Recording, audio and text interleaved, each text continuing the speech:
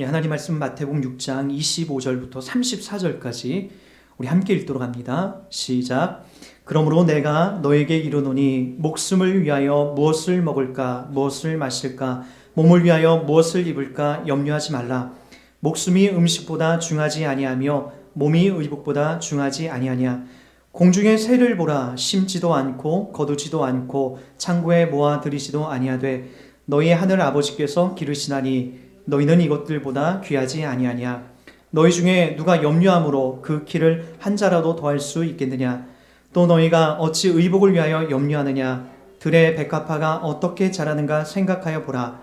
수고도 아니하고 길쌈도 아니하느니라. 그러나 내가 너희에게 말하노니 솔로몬의 모든 영광으로도 입은 것이 이 꽃 하나만 갖지 못하였느니라. 오늘 있다가 내일 아궁이에 던져지는 들풀도 하나님이 이렇게 입히시거든 하물며 너희일까 보냐. 믿음이 작은 자들아. 그러므로 염려하여 이르기를 무엇을 먹을까 무엇을 마실까 무엇을 입을까 하지 말라. 이는 다 이방인들이 구하는 것이라. 너희 하늘 아버지께서 이 모든 것이 너희에게 있어야 할 줄을 아시느니라. 그런즉 너희는 먼저 그의 나라와 그의 의를 구하라. 그리하면 이 모든 것을 너희에게 더하시리라. 그러므로 내일 일을 위하여 염려하지 말라. 내일 일은 내일 염려할 것이요 한날의 괴로움은 그날로 족하니라. 아멘. 자리에 앉겠습니다.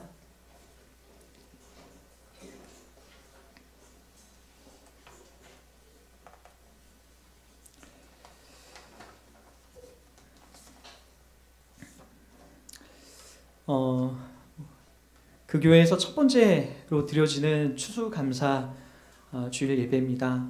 앞에 이렇게 성도님들의 손길을 통해서 풍성하게 만들어지고, 또 주방에서는 맛있는 식사로 손수 집에서 다 해오셔서 준비해 오신 여러분들의 그런 마음들 하나하나가 너무나 아주 큰 기쁨이 되고 우리 모두를 행복하고 풍요롭게 합니다. 또 사실 오늘 저희들이 드려지는 이 헌금 예물도 사실은 저희 교회에 오늘 우리 교회를 위해 쓰여지는 것이 아니라 외부의 사역들, 가까이 관양초등학교에 있는 결손 아동을 돕는 곳에 제가 사용하기로 얘기가 되면서 이 추수감사절에 대한 좀 바른 의미를 좀 세우고 가는 게 좀 필요하겠다라는 그런 마음을 좀 갖게 됐습니다. 그래서 오늘 여러분들이 이 말씀을 통하여서 하나님이 도대체 우리에게 주시는 이 마음이 무엇인가, 우리가 어떤 길로 가야 되는가를 확인하고 이렇게 좀 우리가 하는 이 일들, 이렇게 나타난 일들에 대해서 분명한 의미와 목적을 갖고 나가기를 바라겠습니다. 노부부에게 2명의 자식이 있었습니다. 2명의 그 자식이 농사를 지어서 첫째 아들은 큰 수확을 거둬서 풍년을 이뤘지만 이 둘째 아들은 아주 큰 흉작을 보게 됐어요. 이제 이 추수기가 다 끝나고 나서 아버지의 생일날 이제 첫째 아들은 이제 풍년 아주 풍요로운 그 쌀을 도정을 해서 쌀 2가마니를 지게에다 지고 이제 아버지한테 갔죠.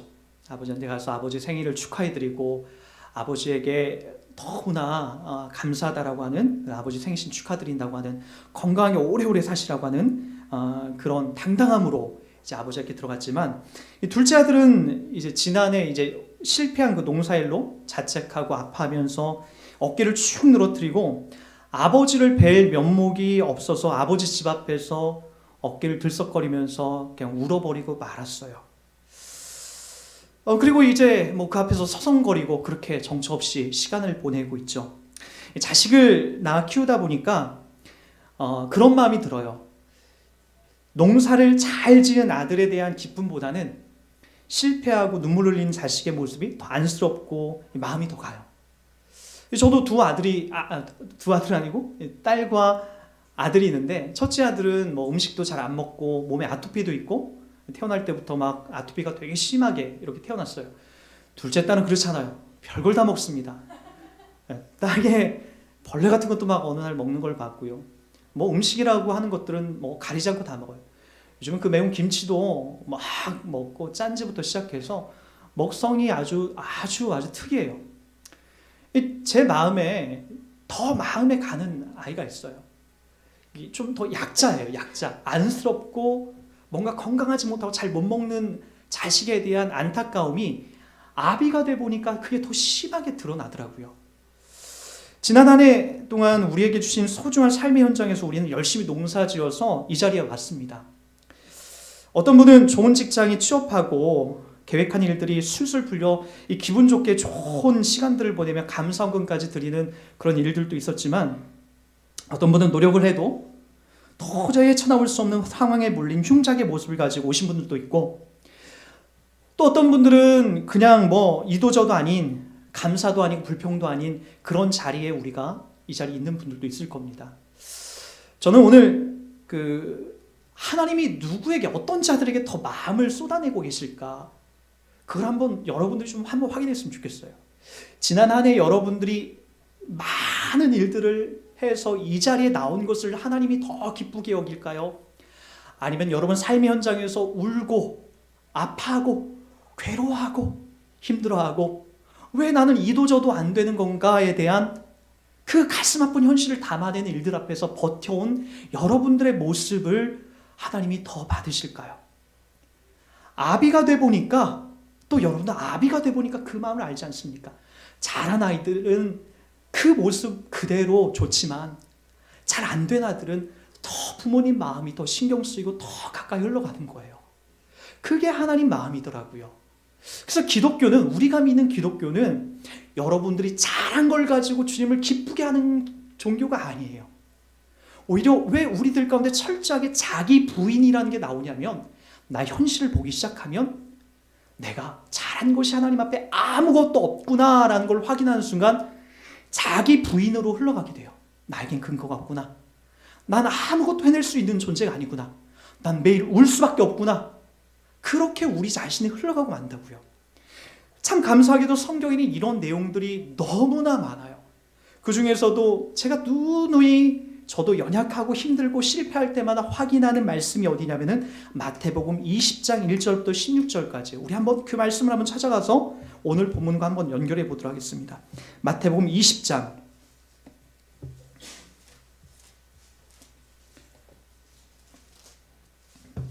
1절부터 16절까지입니다. 제가 읽어드립니다. 천국은 마치예요. 품꾼을 얻어 포도원에 들여보내는 이른 아침에 나간 집주인과 같으니, 그가 하루 한 데나리온씩 품꾼들과 약속하여 포도원에 들여보내고, 또 제3시에 나가 보니 장터에 놀고 있는 사람들이 또 있는지라. 그들에게 이르되 너희는 포도원에 들어가라. 내가 너희에게 상당하게 주리라 하니 그들이 가고, 제6시와 제9시에 또 나가 그와 같이 하고, 제11시에도 나가보니 서 있는 사람들이 또 있는지라. 이르되 너희는 어찌하여 종일토록 놀고 여기 서 있느냐. 이르되 우리를 품꾼으로 쓰는 이가 없음이니이다. 이르되 너희도 포도원에 들어가라 하니라.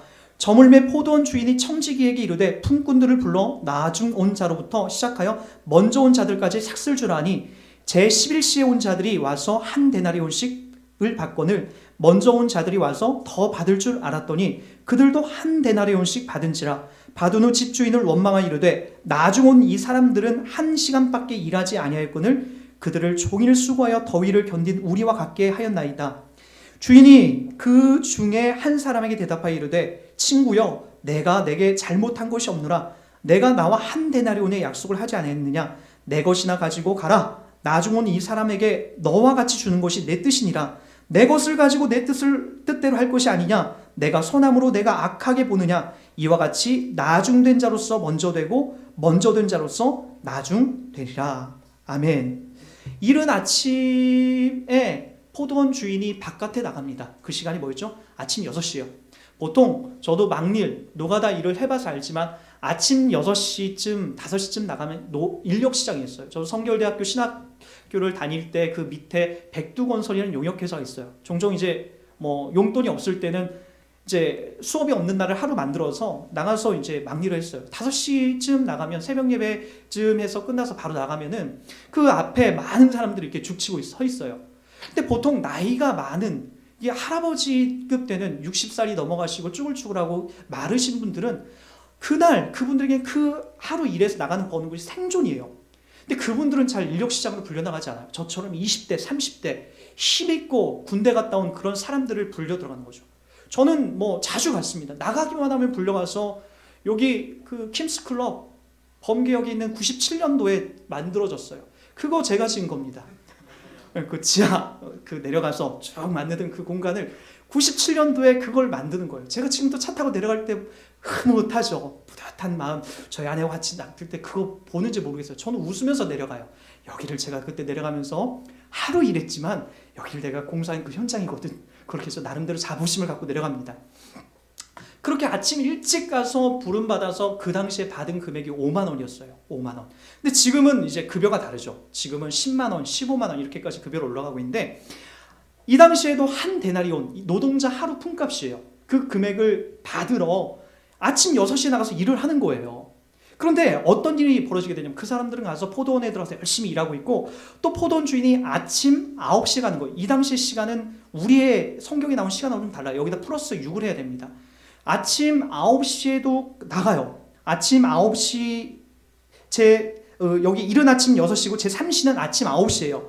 그리고 아침 9시에 가서도 놀고 있는 사람들 불러다가 우리 포도원 들어와서 일해라고 얘기합니다.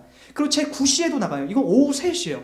오후 3시에도 포도원 주인이 또 나가서 그 사람들 바깥에서 놀고 있는 일자리 못 구한 그 사람들 다시 데리고 와요. 그리고 또 몇 시? 제 11시 몇 시예요?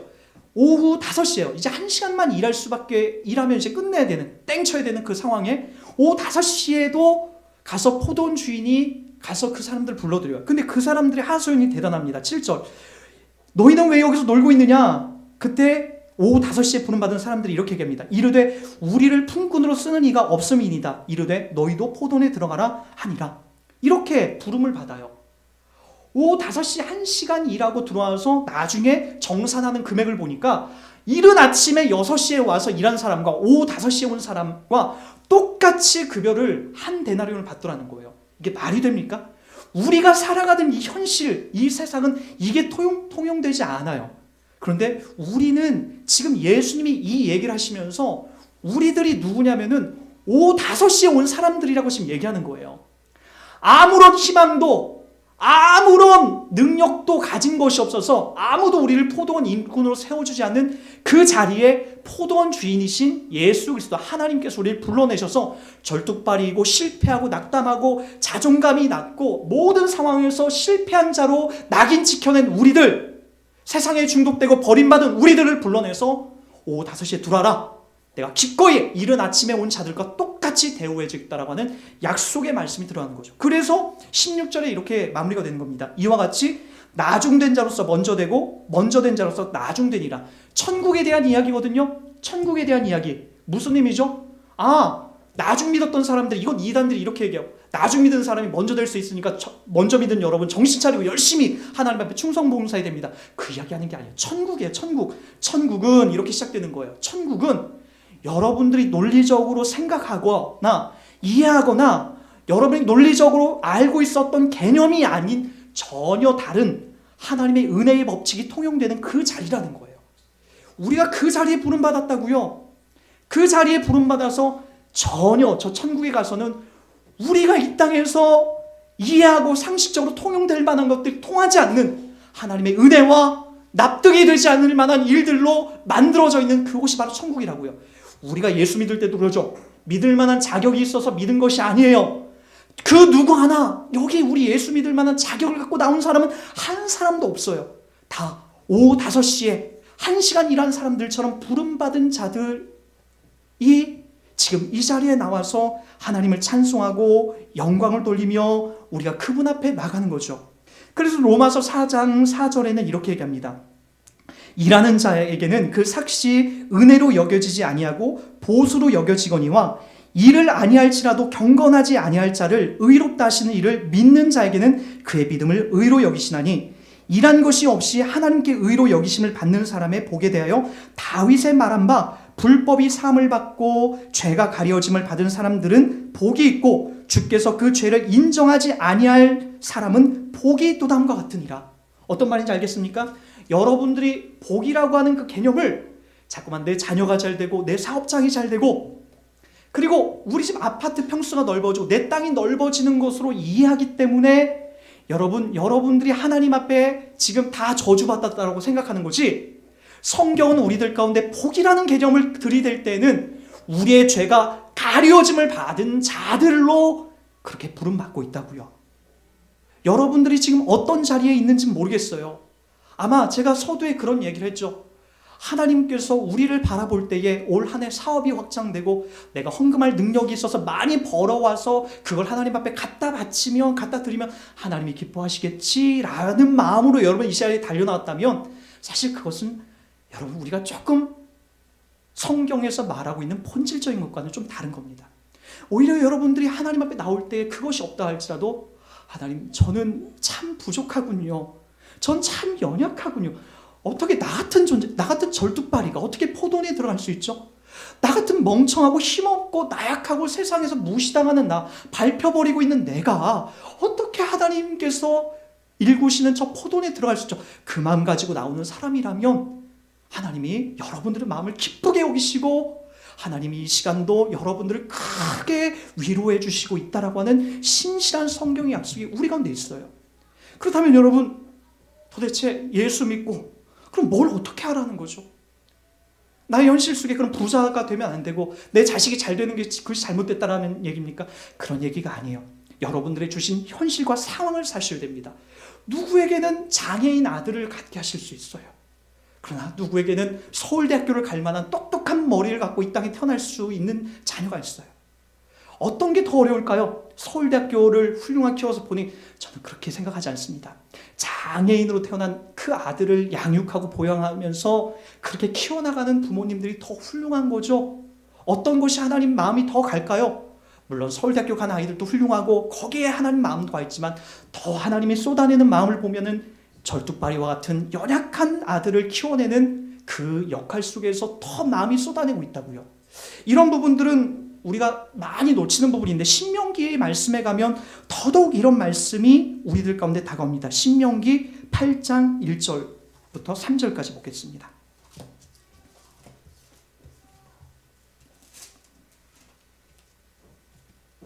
구약성경 273페이지입니다. 신명기 8장 1절부터 3절까지 제가 읽어드립니다. 내가 오늘 명하는 모든 명령을 너희는 지켜 행하라.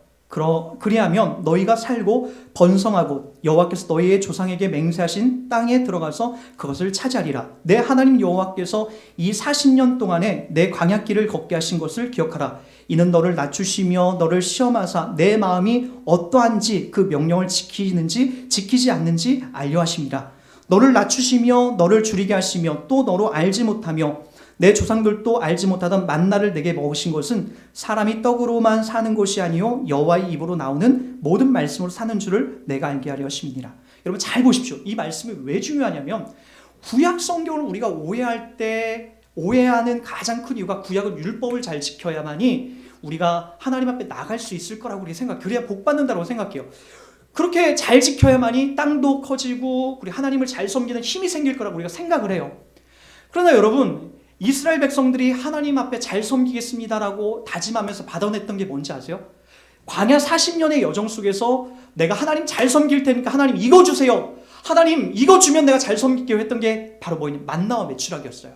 광야에서 하나님 우리 굶어 죽을 것 같으니까 하나님 만나와 메추라기 그거 먹을 것 좀 주세요. 만나로 만족하지 못하니까 또 메추라기를 내어주세요 라고 하나님 앞에 요청을 해요. 그럼 우리 하나님 잘 섬길게요. 그거 주면 하나님 앞에 내가 열심을 낼게요.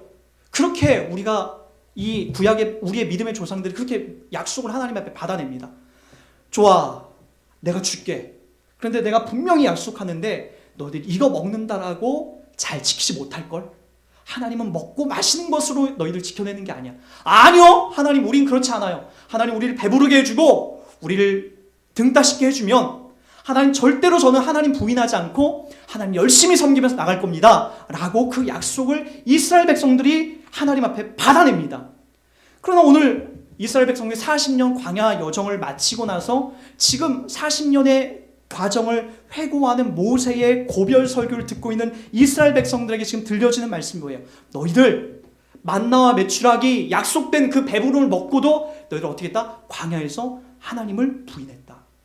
2번이나 우상을 만들어서 이것이 우리 하나님이다 라고 너희들 그렇게 하나님 믿어왔다. 결론이 뭐예요? 우리들에게 들려주는 얘기가 뭐죠? 여러분은 또 이런 약속하지 않나요? 하나님 저 좋은 직장 들어가게 해주면, 좋은 배우자 만나게 해주면, 하나님 저 사업이 확장되게 해주면 하나님을 위해서 제가 큰 거 한번 할 거예요. 그거 우리들 다 하나님 앞에 지금 하고 있는 그런 다짐들 아니에요? 누구한테 얘기는 하지 않더라도 여러분들이 기도하고 우리가 기도할 때마다 담아내는 게 그거 아니에요. 내 자녀만 잘 되면, 내 삶만 확장해주면, 하나님 내가 좋은 직장만 들어가면, 내가 이번 결혼만 내가 하나님 좋은 사람 만나서 성공하게 되면, 하나님 내가 주님을 위해서 더 크게 낼게요. 내가 그 교회를 위해서 예배당도 크게 짓고 제가 하나님을 위해서 큰 일을 할 거예요. 불을 위해 도울 거예요. 하나님 내가 할 거예요. 그렇게 하지만 정작 하나님은 우리를 그 길로 몰아넣지 않은 이유는 바로 구약의 백성들에게 우리 반면교사를 삼으라는 거예요. 너희들 그거 허락해도 너희들 절대로 너희들 그렇게 할 존재들이 못 돼. 이스라엘 백성들이 울고불고 하면서 그거 하나님 앞에 받아냈지만 만나 메추라기 먹어도 여전히 그들은 하나님을 부인하고 나갔거든요. 여전히 하나님이 없어도 살겠다라고 그들은 그렇게 약속하고 나갔거든요. 이제 한번 이 내용을 가지고 우리 본문으로 갑시다. 본문에는 그럼 우리들 가운데 어떻게 담아내라고 하는지 우리 짧게 정리하고 마치도록 하겠습니다. 우리 한번 다시 한번 마태복음 6장으로 한번 가보시기 바랍니다. 26절 같이 봅니다. 공중의 새를 보라. 심지도 않고 거두지도 않고 창고에 모아 들이지도 아니하되 너희 하늘 아버지께서 기르시나니 너희는 이것들보다 귀하지 아니하냐. 28절입니다. 또 너희가 어찌 의복을 위하여 염려하느냐. 들의 백합화가 어떻게 자라는가 생각하여 보라. 수고도 아니하고 길쌈도 아니하니라. 그러나 내가 너희에게 말하노니 솔로몬의 모든 영광으로도 입은 것이 이 꽃 하나만 갖지 못하였느니라. 우리가 하나님 앞에 받아냈던 모든 영광, 모든 것도 공중 나는 새와 같이 같은 그 하나님 먹이심을 우리는 받지 못하고 있었던 겁니다. 우리가 아무리 화려한 의복을 입고 멋진 옷으로 우리가 거닌다 할지라도 들의 백합화를 키우시고 자라나게 하시는 그 백합화의 영광보다는 우린 못하다라고 성경에 나와 있어요. 근데 우리는 자꾸만 이 땅에서 뭘 가지고 싸우냐면은 먹고 마시는 문제. 왜 우리는 풍족하지 못하느냐? 왜 우리 집은 왜 더 풍요롭지? 왜 나 사업장은, 왜 내 직장은 이 모양 이 꼴이냐가 우리들 가운데 일평생 싸움에 당하는 과정밖에 되지 못해요. 주님은 그걸 가지고 염려하지 말라고 하고 있거든요. 그걸 가지고 염려하지 마. 그거 가지고. 그거는 뭐라고 얘기하냐면 32절에 이는 다 이방인들이 구하는 거야. 하나님을 믿지 않는 상관없는 이방인들이 그걸 구하는 거지. 너희들은 이 땅에 먹고 마시는 것으로 인해서 그것으로 인해서 집착하거나 그것을 구하는 자들이 아니야. 그걸 나한테 달라고 하는 것이 아니야 라고 이야기하고 있는 내용입니다. 우리는 다 이 내용 앞에서 무너집니다. 한번 따져보십시오. 우리가 일상 속에서 무엇 때문에 무너지죠? 내 자녀가 실패하는 것, 내 직장이 별 볼 일 없는 것, 우리 집이 가난하게 되는 것, 그것 앞에 우리는 하나님이 날 저주했다, 날 버렸다, 하나님이 날 죽이시고 계시다 라고 그렇게 생각을 해요. 그러나 오늘 말씀에는 전혀 그렇게 흘러가지 않아요. 공중 나는 새를 봐라. 들의 백합화를 봐라. 내가 기르고 내가 먹이고 내가 키운다. 나는 여호와 하나님이다. 그러면서 뭐라고 얘기냐면 여러분들은, 우리들은 뭐라고 얘기하냐면 그것들보다 소중하다. 저 들의 백합화보다 공중의 새들보다 너희들은 더 소중한 존재들이다. 그것과 비교할 수 없는, 견줄 수 없는 그런 존재들이다라고 우리들에게 약속하고 있다고요. 여러분, 이 은혜 속에서 우리들 가운데 계속해서 담아내고 있는 것이 26절 끝에도 이렇게 얘기합니다. 심지어는 소중하다를 넘어서서 26절 끝에 뭐라고 하냐면은 공중의 새를 보라. 심지도 아니하고 거두지도 아니하고 창고에 모아들이지도 아니하되 너희 하늘 누구? 아버지께서 여러분들 어떻게 한다고요? 기르신다고요. 또 32절도 보세요. 이는 다 이방인들이 구하는 것이라 너희 하늘 아버지께서 모든 것을 너희에게 있어야 할 줄을 아시느니라. 하늘 아버지께서 바보가 아니라 여러분 자녀된 여러분들을 알고 계시다라는, 누가? 아버지께서 아신대요. 아버지께서, 아저씨가 아니라 아버지께서. 아버지는 어떤 존재죠? 이건 뭐 통계적으로 다 나왔어요. 우리나라 그 부모님들이 자식을 망치는 가장 큰 이유 중에 하나가 과잉보호래요. 과잉보호. 이 프랑스 교육이 요즘에 상당히 많이 뜨고 있는데, 이 이 프랑스의 자녀 교육은 상당히 이제 그 냉정합니다. 그 냉정함 속에서 뭐냐면 자녀들에게 빨리 그 동기심을 키우고 일관성을 키우면서 그 자녀가 빨리 건강하게 바르게 독립해 나가는 것을 이 프랑스 부모들은 교육을 하죠. 그러나 우리는 그렇잖아요. 결혼해서도 내 품으로 끼워 놓으려고 해요. 결혼했다는 것은 이미 나를 성경에서 약점 나를 떠난 거 아니에요? 근데 우리는 상관을 하고 관여를 하죠. 그 지지고 볶든 내버려 두는 거예요. 거기는요. 관여하는 것이 아니에요. 시어머니가 가서 며느리를 잡고 흔드는 게 아니에요. 내버려 두는 거예요. 거기에서. 우리는 자녀를 망치는 가장 그 빠른 길이 뭐냐? 과잉보호예요. 아들을 쫓아다니면서 자녀를 쫓아다니면서 다 해주려고 하고 안절부절하고 하는 것이, 그리고 내 자녀를 무조건 좋은 것으로 막 먹이고 키우고 살찌워야 되는 것이, 그것이 우리는 자녀를 사랑하는 마음이라고 느껴지지만 자녀를 망치는 가장 빠른 지름길이라는 거예요. 차라리 그 아동학자들이 하면 자녀들에게 뭐라고까지 얘기하냐면 자녀를 차라리 무시하래요. 차라리 자녀를 방치하는 게 과잉보호하는 것보다 낫대요. 우리 청년들은 나중에 자녀를 키우는데 잘 배우십시오. 하나님이 우리를 키우는 방법 중에 하나, 중요한 방법 중에 하나가 뭔지 아십니까? 과잉보호하지 않습니다. 여러분 쫓아다니면서 여러분 기도한 것대로 그대로 고지고대로 다 받아서 여러분에게 주지 않아요. 하나님이 철저하게 침묵하세요. 왜 그러죠? 하나님이 여러분을 키워나가신 방법이에요. 하나님이 그렇게 키워나가셔서 누구를 만들죠? 하나님의 자녀를 만드는 거예요. 자녀. 하나님의 자녀, 내 백성, 내 새끼를 만드는데 누가 그거를 마다합니까? 하나님이 신실하시고 능력 많으시고 지혜로우신 하나님이 여러분을 키워나가는 방법은 여러분 과잉보호하지 않으세요. 절대로. 철저하게 여러분들에게 무섭게 그분은 회초리를 대시기도 하시고 무섭게 그분은 외면하기도 하시고 침묵하기도 하세요. 우리 믿음의 구약의 성경에 등장하는 구약의 많은 인물들이 다 그런 연단과 그런 상황 속에서 부름받았어요. 그게 우리를 무섭게 하는 거지만 정작 우리를 키워나는 거예요. 그래서 여러분 그렇게 흘러가는 겁니다. 그런즉 너희는 먼저 누구? 그의 나라와 그의 의를 구하라. 그리하면 이 모든 것을 너희에게 더하시리라. 우리들 가운데 약속된 우리 가운데 하나님이 받아내려고 하는 부분은 이 부분이에요. 그런즉 너희는 먼저 그의 나라와 그의 의를 구하라. 최근에 그 한국 교회에 자주 요즘에는 기독교가 너무나 욕을 먹다 보니까 더 이상 대꾸할 힘도 없어요. 근데 이제 최근에는 어디까지 이제 이게 나락으로 떨어졌냐면은 우리나라에 세 개의 종교가 있지 않습니까? 기독교와 개신교와 천주교와 불교가 있죠. 대표적인 4대 종교까지 들어가면 원불교가 안에 들어가는데 세 개 종교가 있는데 최근에 이제 이렇게 또 설문조사를 했어요. 근데 이제 세 가지 그 종교 중에서 가장 신뢰할 만한 종교가 어디냐라고 했을 때에 약 30%가 카톨릭이라고 했어요. 천주교. 그리고 약 25% 중반, 중이상이 어디였냐면 2등이 불교였어요. 세 번째가 어디였냐면은 15% 정도, 10% 조금 넘는 그 내용으로 바로 우리가 믿고 있는 이 개신교, 기독교, 개신교. 그런 것들을 보면서 저는 너무나 무너지는 것 같아요. 그 이유가 다 있어요. 왜 도대체 우리가 믿는 기독교가, 우리가 함께 몸담고 있는 이 기독교가 왜 이렇게 세상 사람들부터 노림거리가 되고 개그 코너에 나오는 그런 하찮은 말도 안 되는 그런 이야기거리가 되고 많나? 여러분 가슴 아프지 않아요? 저는 이런 문제가 있어서 가장 큰 이유가 바로 그런즉 너희는 먼저 그의 나라와 그의 의를 구하지 않는 그 삶 때문에 그래요. 이 삶이 바로 뭐죠? 그의 나라와 그의 의를 구하는 것이 과거에는 다 이렇게 해석했어요. 어떻게 해요?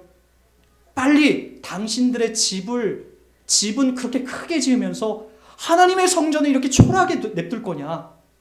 성전 크게 져야 된다. 당신들은 다 에쿠스 외제차 끌고 다니면서 좋은 차 끌고 다니면서 교회 봉고차는 다 굴러떨어지는 그레이스를 내버려 둘 거냐?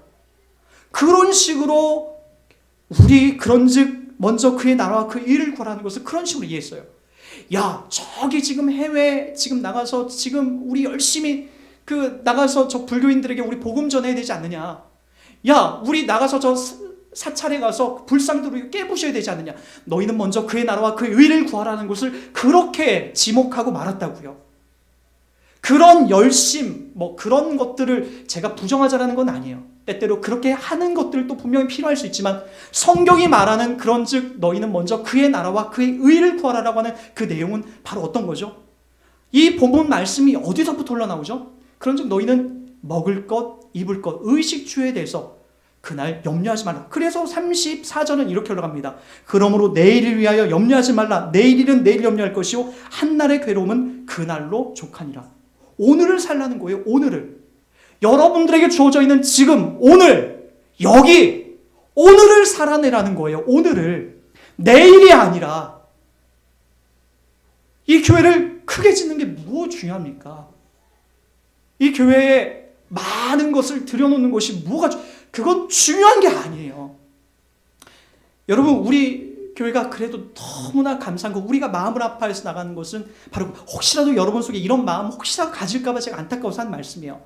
목사님 우리 교통비가 저와 목사님이 이제 저는 35만 원 나가고 또 우리 백승찬 목사님은 25만 원 나가고, 아니 교회 목사님 사례비도 제대로 못 주는데 남 도와줄 형편이 우리가 되냐?